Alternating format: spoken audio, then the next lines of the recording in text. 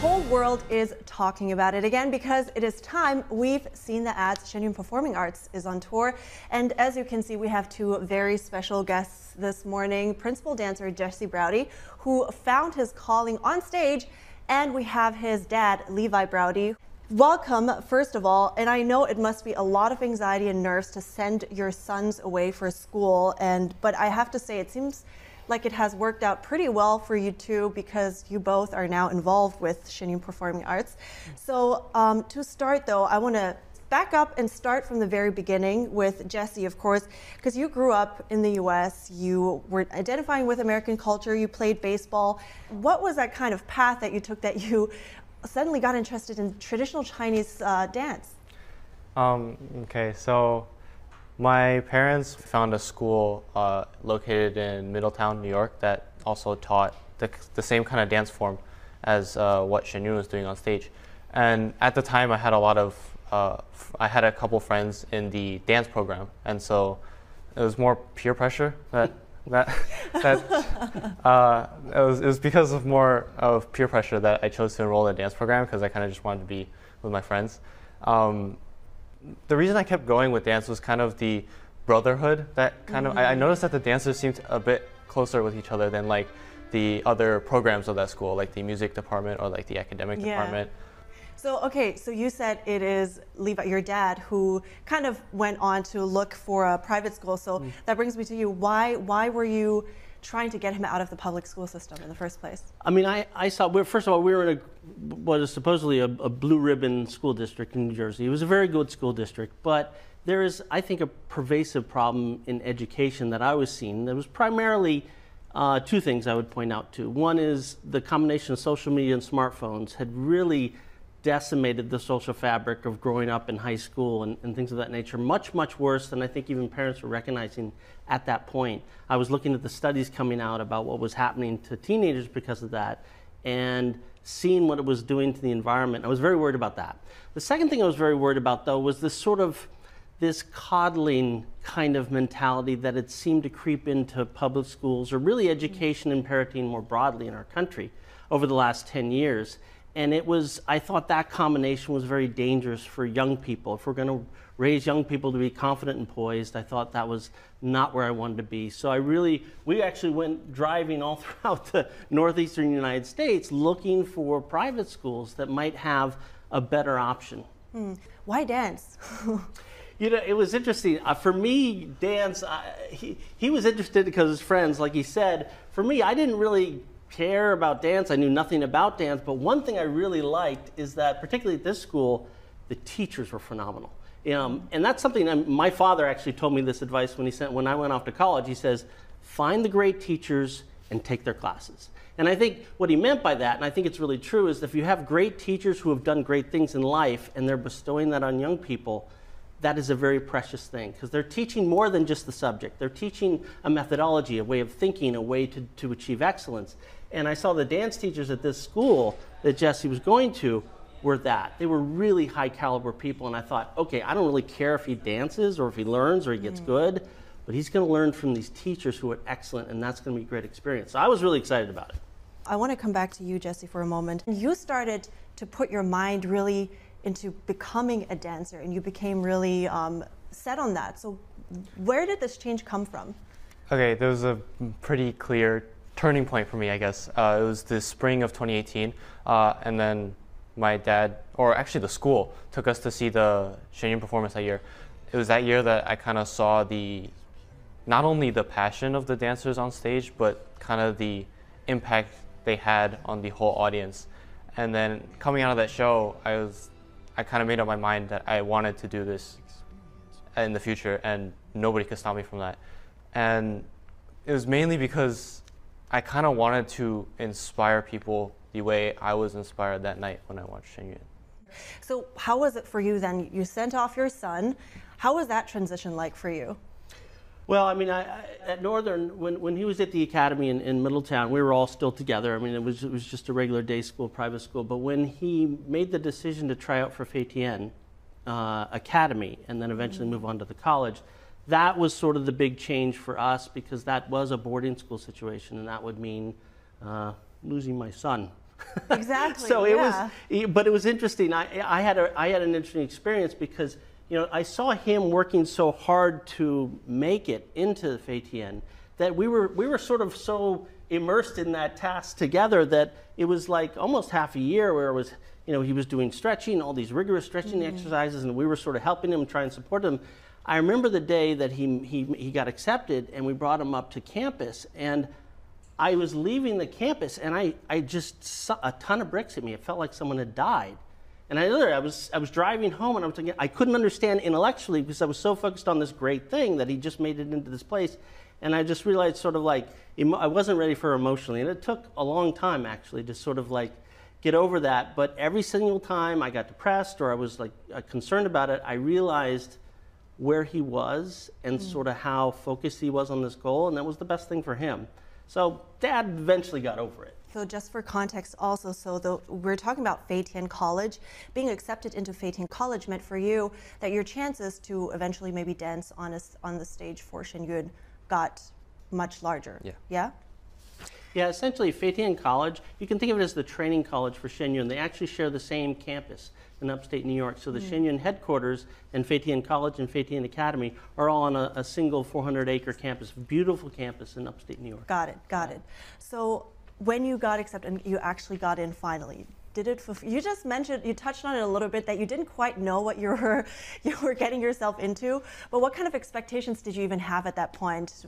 How was it in reality? Since the Fétienne Academy, the dance level was a lot higher than that of Middletown, so I was expecting like the training to instantly elevate to Navy SEAL level, kind of rigorous training. And then I was a bit scared for that because I was already having trouble keeping up with like the stretching routines we were doing at Middletown. It wasn't Navy SEAL standards. It was still pretty tough, but what I wasn't really expecting was kind of through this training, I developed kind of a bond with the classmates that came up to Fétienne with me, and it's kind of, I could almost call them brothers right now to this day, because we lived together, we trained together. When on like break days, we would horse around and play around together, and they kind of just became a family away from home. That's wonderful. And can you tell me a little bit more about how can we imagine a day for you to be like, because you're doing dance training to be a professional dancer, and then you have all this schoolwork on top. What does this look like for you in a day? So it leads to pretty much jam-packed days almost every single day. But in the morning is 3 hours of dance training, be it rehearsal or like taking bar and stuff like that. There are a lot of dancers that also wake up earlier to do some extra training before the rehearsals begin in the morning. We call it 早功. And then after lunch in the afternoon, that's when we do our academic studies, where we learn everything from normal subjects you would see in school, like mathematics, science, history. We also learn subjects that kind of we need on stage. It's like Chinese culture, Chinese civilization, stuff like that. And then at night is just more training, more rehearsing. When was it really that you took this kind of sigh of relief and felt like, okay, he's fine there, this was the right decision? Did you have that yet? Yeah, I think there's two moments that popped to my mind. One is, during the whole COVID period, they had a very strict sort of bubble system, and I didn't get to see much, and I didn't really see much before the COVID period. So it was kind of, because of all that, it was like a 2.5-year period. I think it wasn't until the dance competition in 22 or 21. So I hadn't seen Jesse perform really on stage, and that was the first time. So, and again, my son is the baseball player. That's what I was used to. And then when I went to that competition, saw him competing, that was an aha moment. I mean, I couldn't believe what I was seeing. A complete transformation in terms of his physique and his ability to dance. And admittedly, I cried like a baby.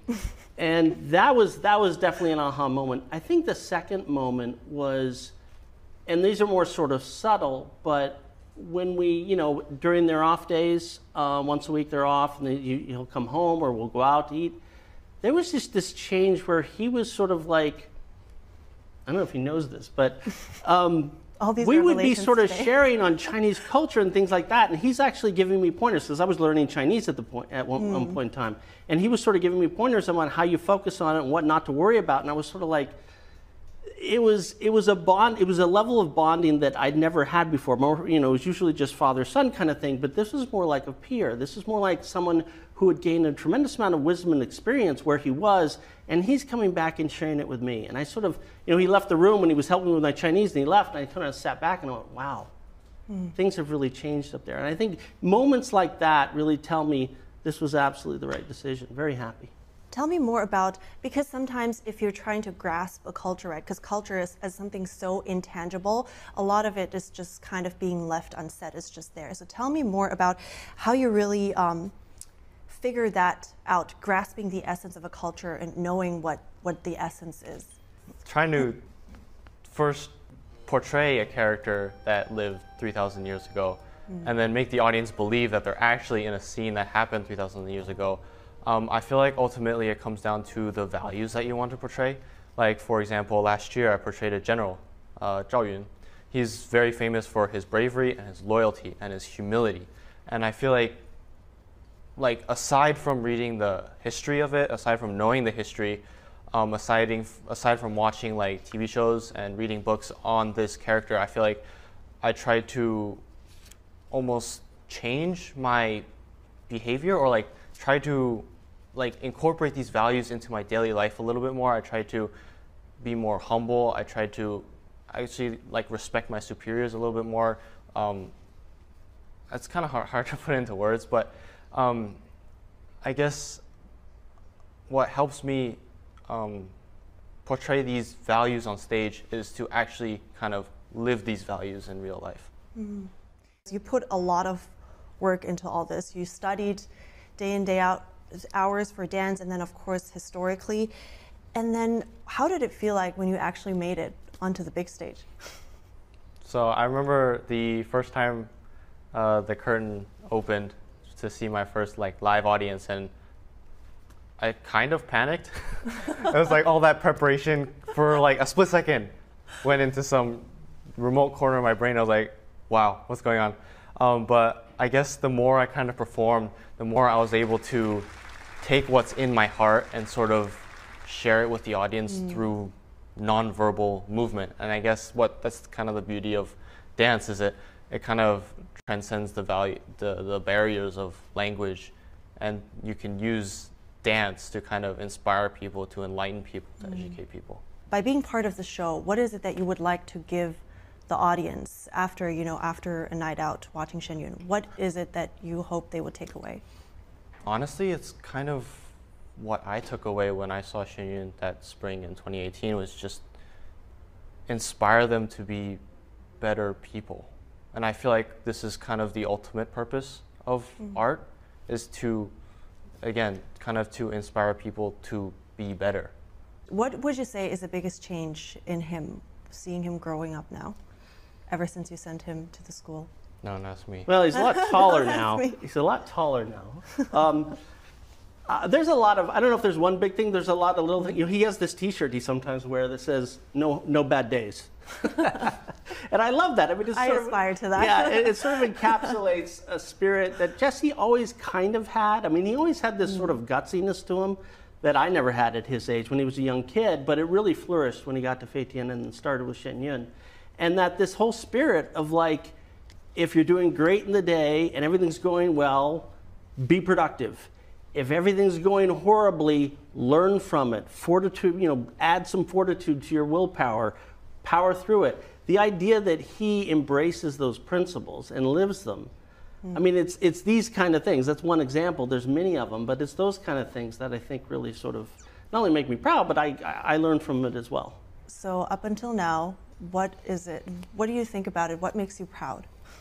As a parent, look, myself, actually my whole family, I come from a very educated family. Education has always been a very big deal in my family, and I'd always thought, and that's not just in the classroom, it's sort of like, how do you raise children not to live the life you want, but to give them all the tools to live the life that they want with a reasonably strong moral compass and confidence and poise. I mean, that's a difficult puzzle to sort of piece together, especially in the world today.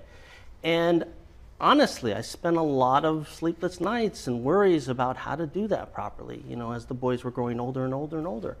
And I think when we found Fei Tian and I saw the mission of Fei Tian, that they were going to, that they would shape young artists to be not only world-class artists, but I would say world-class people.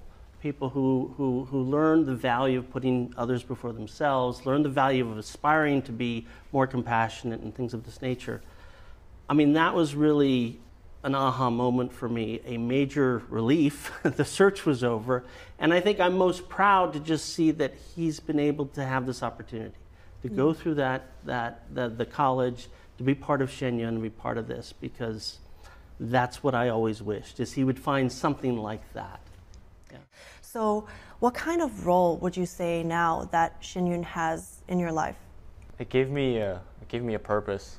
Like before, I didn't really know where I was gonna go in life, but I guess what Shen Yun did for me was it gave me a purpose in life, not just like superficially, like career-wise. It also gave me kind of like a moral standard that I have to meet every single day and kind of be the best person, best artist that I can be. Well, I think you guys really came a long way, and especially you with all this, like I said, with the drive that you have. And going from baseball player, you said you tried to keep up with stretching up until now as a principal dancer. So Jesse Browdy, Levi Browdy, I really appreciated your time today. And on that note, if you want to learn more about Shen Yun, head to shenyun.com, and we will be back in a minute, so stay with us.